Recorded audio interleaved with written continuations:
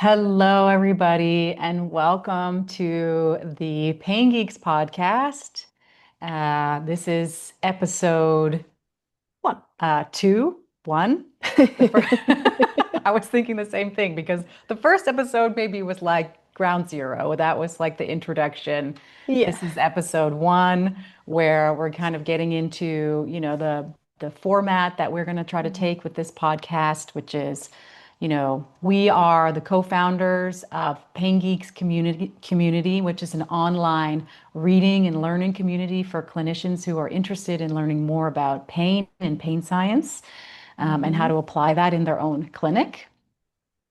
And we can start with some introductions. My name is Christine, and I'm a physiotherapist and working and living in Cyprus at the moment. And yeah, pain interested clinician, obviously. Otherwise, I would never have gotten into this type of community work. Down And this never-ending rabbit hole. yes, exactly, exactly. And I work alongside my worker here, Laura. She can introduce herself. Hello, I'm Laura Rathbone. I am also a pain interested clinician. I work as a pain specialized physiotherapist to a pain team here in Amsterdam, but I'm not from Amsterdam. I'm from the UK, and yeah, I think sometimes I think I've gone through periods where I've been pain obsessed, and now Mm, I'm in a much more healthy, pain interested place. yeah, and every phase is helpful in some way, I'm sure. Yeah, yeah, Yeah. absolutely. And this podcast is So, like it's what we do, like it's just a place for us to share and reflect on what we do in the community. Right. yeah. Yeah. If you want to learn a little bit more about like our background and, sort of our why and our values with Pain Geeks, you can go back and watch episode zero, which is more about the origin story of how this all came to be. But, you'll learn about us and our values along the way, I'm sure. So, in Yeah. this first episode, we want to talk about what we've been reading this quarter. So we're in the second quarter of 2026 now. So the way that we break up our community readings is into quarters. Generally speaking, so every 3 months we sort of change a general theme around pain and pain science or the humanities or whatever. And then we Mhm. read one paper in the first month, we read a second paper in the second month, and the whole time. And then we focus more on the third month on our book club. Mhm. So every year we read 4 books, and Mhm. we spend the third month of each quarter really diving deeper into that book. Currently, we're reading The Experience Machine by Andy Clark. Oh, Uh, mine blurry. yes, that's Oh. okay. A very accessible read for anybody who's interested in learning about predictive processing and consciousness and philosophy of mind. Yeah. And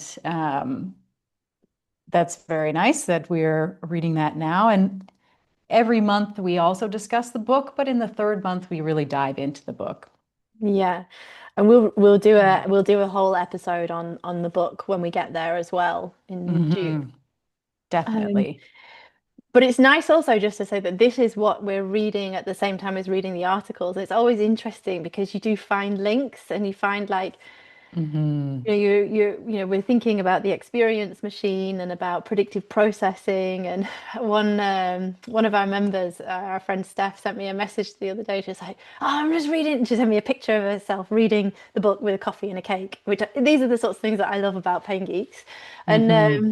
she was like, "Are we just predictive processing disruptors?" And I was like, "That's something to think about." And when we Hmm. do, and there's a conversation to be had about this paper on the background of this book as well. Hmm. Yeah, interesting. So this past month this quarter, we have been exploring this theme of pain science education, something that I'm sure many people are familiar with.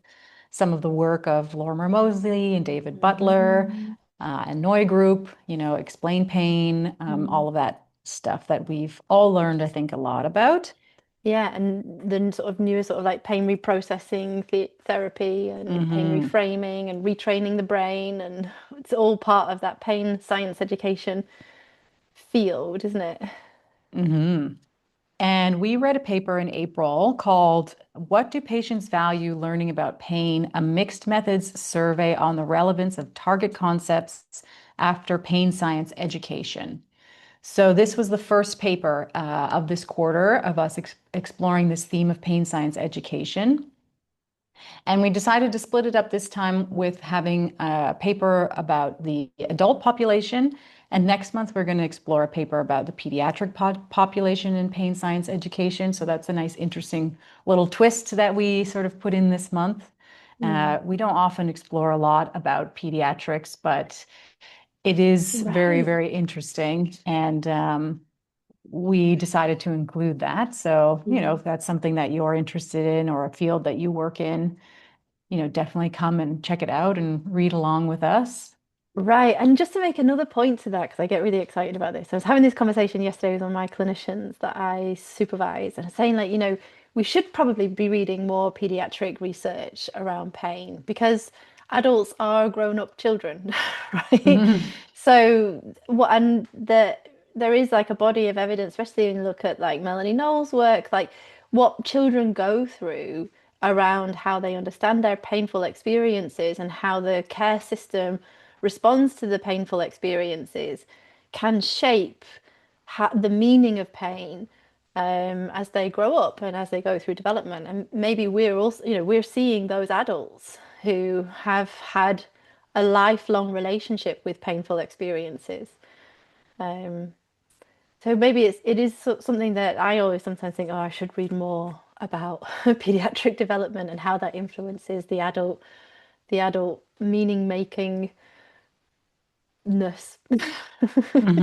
Yeah, I mean, for sure. Like early experiences can definitely have a huge impact Mm, on us. So it's interesting to learn about maybe some of the ways that pain science education is being implemented in that population yeah. that I'm not sure I'm aware of at the moment. So I would like to know. Right, because if we have a generation of clinicians that's doing really great pain science education to the children that they work with who experience pain, what does that mean for us in a decade as Mm. adult focused clinicians? And the sort of the skills that we need for that generation, right? So like we already know when we work within different generations, you have to sort of code switch and remember that this person has been through a life that went through these things, and this person's been through a life that went through these things, and you're working with Gen Z now versus Mm. working with, Gen X or Gen Y, X, Y, Hmm. Z. We're Y. Gen X Hmm. are older than us. Hmm. Like there's a difference, right, in how they communicate, how they understand things. And yeah, what will it be like if we have really good pediatric pain science education? What will that be like for us in when we see those adults in 10 years? Hopefully, very helpful. Hopefully. Hopefully, our job will be very, very easy. Oh, it's going to be so easy Or in 10 years. non-existent, maybe. Oh, No, no. No, oh, yeah. I I don't I think love so. my job, but then sometimes I think I wish it was better, right? Like Mm. so often you're coming across social stuff that you're like, wish this was easier. Yeah. Mm. So this paper that we read, this was a paper that came out of Australia with, some recognizable names like Laura Moseley, Tasha Stanton, Haley Leakey, Yeah. and then also, of course, Adel O'Hagan, and Lauren Heathcote. So Yeah. these are the authors of this paper that we read this past month. Yeah. And so it was a mixed method study. So they did an analysis of both quantitative and qualitative data. Just a basic summary was like based off of the clinic of Moseley himself and the patients' populations that he was seeing. And the data that was collected was from a survey that was given to these patients after their experiences with intervention from him. And there was open questions, there was sort of, binary questions, and they took the data from that population, specifically of people who had a positive experience or they had an experience where their pain improved or their quality of life improved. Hmm. And they found particularly that the pain science education intervention that they received was helpful for them. And Yeah. so this was sort of the journey of how they collected the data and then, decided which data also to include versus not include in this research. Yeah, and they wanted to ask questions of that, right? So like they had the survey data, the quantitative stuff, which is sort of like, when I think about the questions, it was like they had this quantitative data and then they had this qualitative work, and then they wanted to find out what in the people who did well, what was the shared themes that they reported as being helpful, right? So they did like a kind of an analysis on the themes of what they found helpful in the education. So that's what's kind of interesting for us as well. Yeah. Mhm.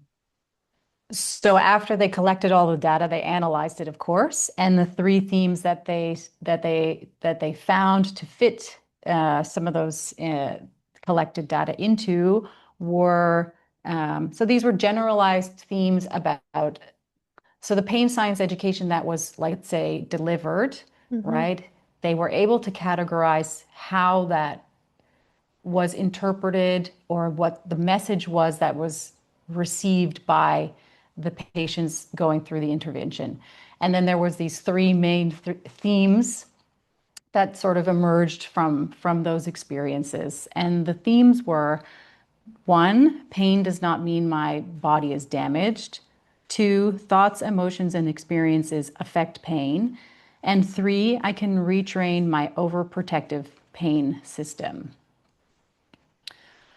So, if the idea was to try to understand what is it about pain science intervention, education intervention that could be considered useful for patients so that we can just have a better understanding maybe about some of the concepts that we're trying to bring across, where we should be focusing, what is it that patients value learning about when they're experiencing persistent pain, and finding that pain science education as an intervention is helpful, useful.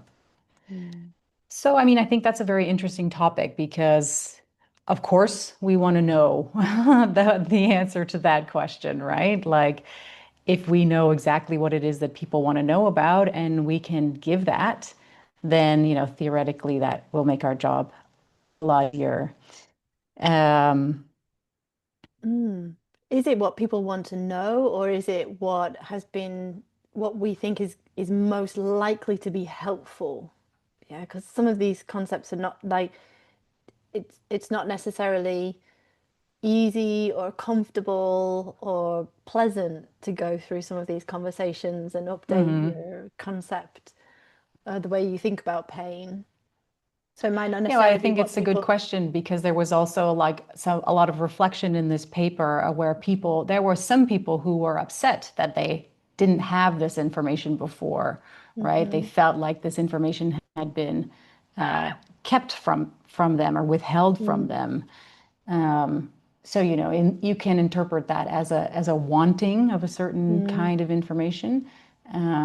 But it is very difficult to say what is the difference between those things, And also, this is I a would very say. specialized group of patients. Not Hmm. everybody gets to go through Lorimer's clinic. No. Yeah. And he's So, obviously a very highly skilled educator, very beautiful communicator. Um, and like you can all probably already hear in the tone of my voice the bias I have towards Lorimer's practice, but also towards his like the research and towards his education. Like I've been through that, and that's also one of the interesting conversations that came up in the group. How do we tackle a paper like this, which is really rich in offering us like methodological conversation. Um, but how do we tackle a paper like this when it's got so many of how, like, critically, when we are already biased towards the authors? Um, Mm. Something I definitely went go through every time I pick up. I mean, a paper by Lorimer, of course, but also by Tasha, by Lauren, by Haley. And like I said, I've never met Adel, but like, I have relationships in some way, either through learning from them in the online space, going to a course, or seeing them at conferences.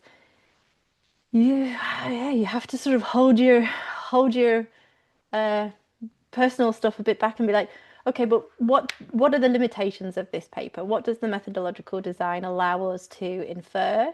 And what do we really need to be careful about? Like, how transferable is this?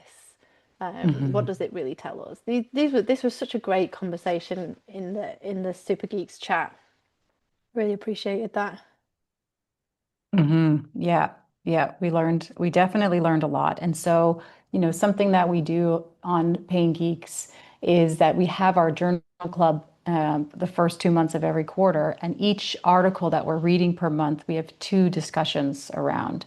So the Mm, first discussion is really more of that sort of I mean, we talk about similar things in both of them, but we focus more in the first discussion about sort of the methodology of the paper, maybe where the paper is coming from, the mm, authors, how maybe we might want to approach reading a certain paper, mm, what kind of expectations can we have from a certain methodology, all of these kinds of things are things we like to focus on a little bit more in the first mm, conversation so that we can set ourselves, all of us, up for a good reading experience, a more reflective and a more engaged reading mm, experience.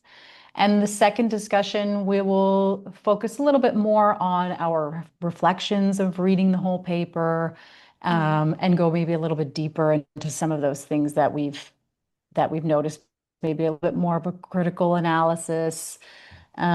We also explore a humanities piece in our final discussion every month. So mhm, this is a really nice additional thing that we do um, to to just bring a little bit more of that sort of whole person experience into every conversation. And indeed, these conversations around this paper brought up a lot of stuff mm, because this is a very, I think, dear sort of intervention for physiotherapists, for all healthcare mhm, clinicians, really, because it's such a hot topic that has been a bit sort of drilled into us. And, we were sort of running through some of the main discussions that came up in our discussion that's recorded on the platform now. And we certainly can't go through all of them mm. on this Oh, podcast. But, one of them was like what you were saying before, relatability, right? This is a yeah. big thing about when you're thinking about, well, is this something that I could do in my practice? And, Mm, certainly what you mentioned with who Moseley is, that feels very far away. Um, and also, what is it that actually happened in those sessions, right? This was something we touched on as well in the discussion because, we say the words together, pain science education, as if there's some communal understanding of what that is, but it's really not obvious what that is. And even in this paper, for example, when they were explaining what it was that was they were doing, mm, there was still so much open to interpretation. yeah. Um, so it is quite challenging to even know what it is we're talking about and what it is we're trying to implement. Right, because pain science education, and when you think back, like, what was where is this idea really even come from, right? So obviously the Explain Pain book by Lorimer and David, like, that was their interpretation of the science at the time. Yeah. So our pain science education is our interpretation of the science of the time. Yeah. And what they're trying, so we also have to have this huge body of knowledge to pull from. But then more than that, Explain Pain was a pedagogical approach. It was really trying to think, how do we take people from this knowledge, this belief system, into this belief system? How do we give them a learning experience that changes how they understand their own experience of pain in a helpful way? And I think that's, it's easy, it's in a way we sort of use that as the example now of the curriculum, which I think is fair and also opens us up to lots of limitations at the same time. Because it's not like we take what they wrote and then we tell other people that. It's we learn the science around pain and then try to support people in how they can take that information and do something useful with it in a way that helps them live their lives either alongside pain or come up with new personalized innovative ways of managing their own pain experience that may change it in a way that we couldn't even imagine, as not owning that pain experience. Hmm. Yeah. What were some of the other topics that you can remember we talked about? Yeah, so I think I liked this as well because Abby, one of our members, also put this on the chat room that she found it helpful. That the authors really sort of looked at the people who had a measurable improvement and what was helpful for them. But we had this conversation where we were like, well, could it still be helpful for them, but not lead to measurable improvement? And what might we be missing from that data if we don't look at it?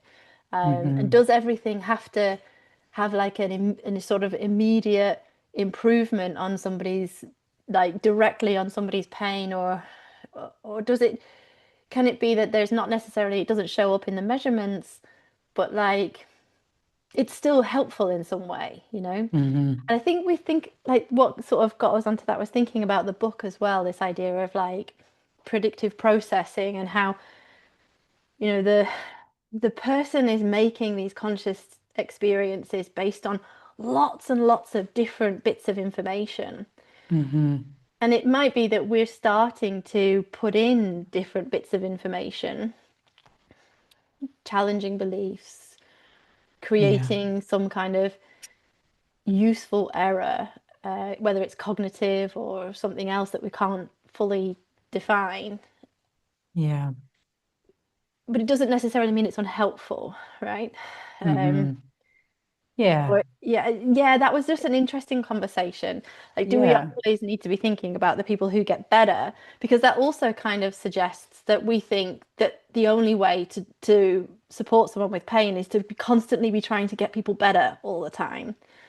Yeah, for sure. And the context surrounding all of these interventions, right, or embedded within these interventions is hard to monitor or measure, right? Yeah. So these messages delivered by somebody like Lorimer Moseley, who likely has, a very good referral system, maybe has a super long waiting list, has a reputation, right? Like, I'm not sure, I'm just making some examples, Yeah. but when sort of information or a treatment is delivered in that context or that lead up, Mm. it can have an entirely different effect than another situation.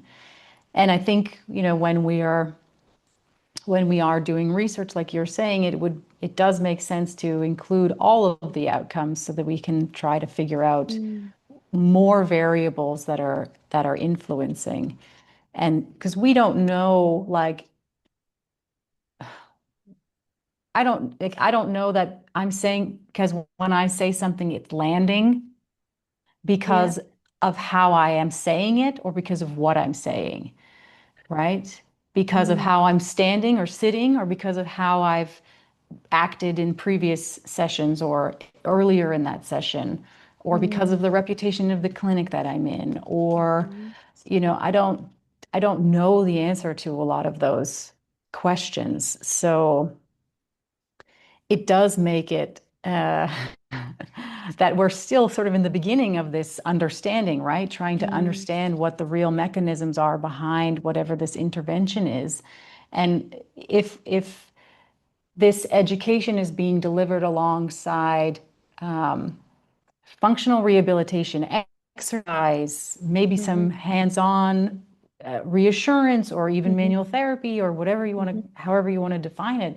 So many variables happening there that are affecting it, right? And this is what we were saying about the book, right? Like every experience is a multi-sensory experience. Every experience that is happening is built on past experience, is built on my own conceptual understanding of mm lots of things. It's built on what I'm hearing, what I'm seeing, what I'm smelling, hmm what I'm feeling internally.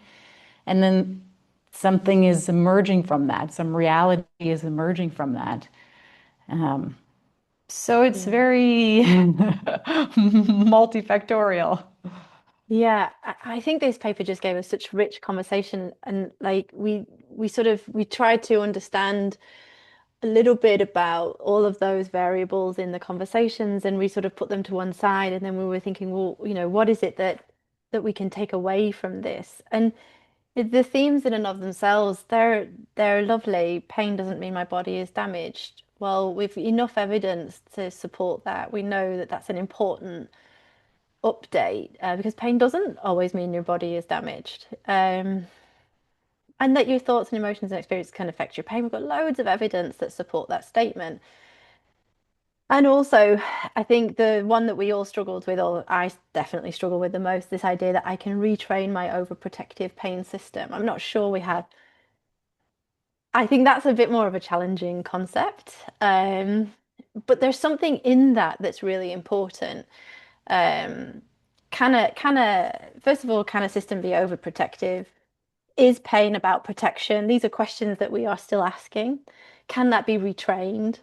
Can you unlearn something you've learned? Is pain learned? These are questions, these are very valid questions about a statement like that.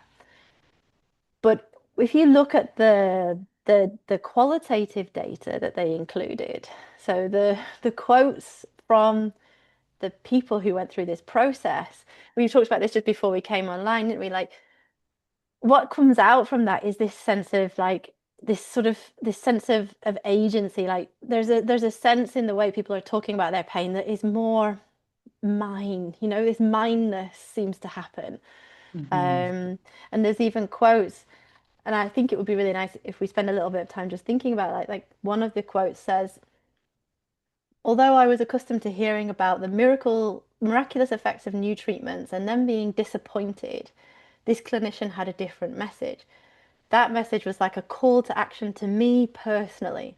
There is nothing anyone else can do here but you, me. Um, you have all the resources to retrain your system. And so I think that is why I have improved. There's this sort of like you spoke to this as well, where you're like this sense of, oh, I can do something in this. I don't need to sort of wait for it to be done to me. Um, Mhm. and I think what we're really saying with this idea of retraining your system is like we are all making our conscious experiences, and so we can make them into something else. There is this sense of you have more agency in this than perhaps you realize. And what we're doing with pain science education, I think, is I don't know, trying to sort of help a person take on that ownership that it is theirs. Mhm. Yeah, I think that's right. I think the sticky part is right, like in the details there, where it's like, can you train, untrain? Can you make, unmake? Can you Mm-hmm. completely change your experience? How much control do you have over that? That's the question, right? But the discovery of having more influence than previously known, I think can be very profound. And that's, I think, you know, the journey you want to help people along, right? Like Mm. where. where do we have control over our experiences and the quality of our own lives? Yeah. It always makes me think about how we conceptualize pain as a personal thing. And I know I've Hmm. just sort of been on a bit of a rant about how it's a mindness, it's a thing I do. But when I'm saying that, that's not to disregard the impact of environment, right? Like Mm. I am the holder, I am the owner of this experience. It's mine, in the sense that it's my it's it it's in it's it's I think therefore I am. It's that kind of it's mine. It's my subjective experience, Hmm. but it's not entirely made by me, right? It's Mm. and this is where the biopsychosocial model is so important, right? Like we know the environment within which you have developed as a human being is important. Some of those things you can change, and some of those things you can't.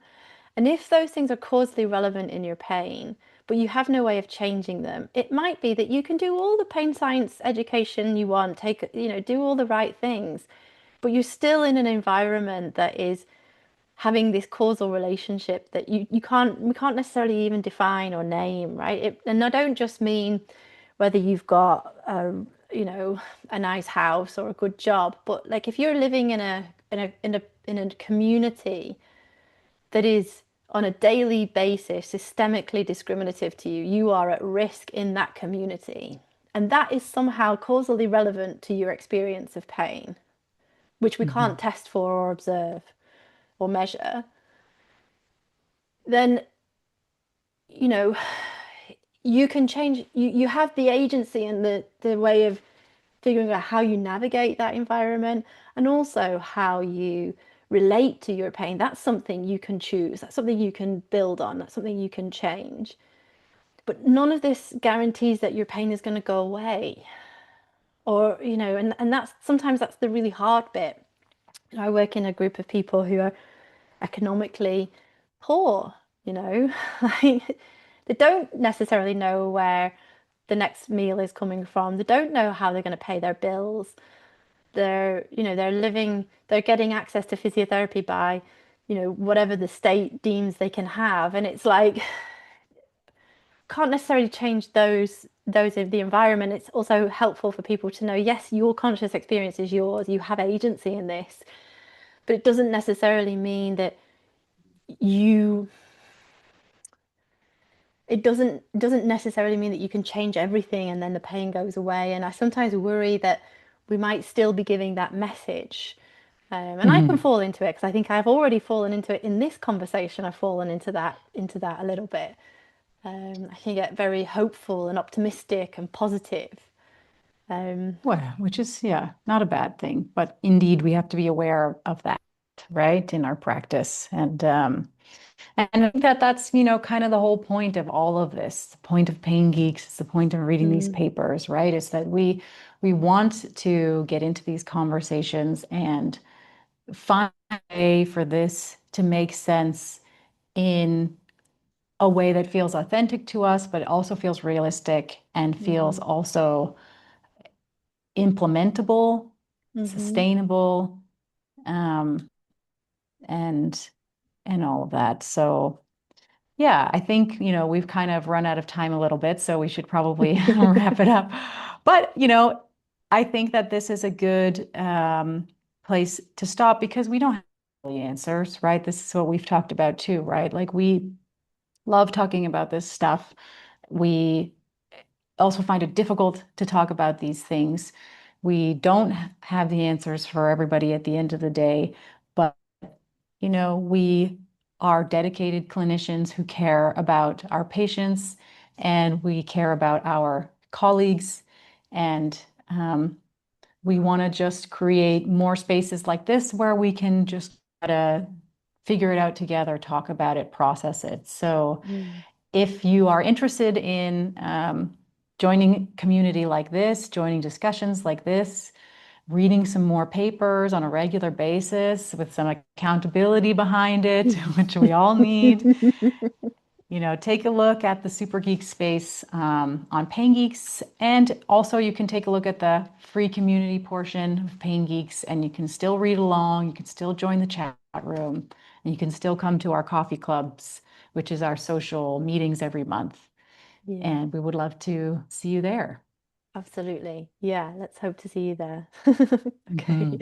Mhm. Lovely. Thanks. Okay. Bye, Bye. everyone.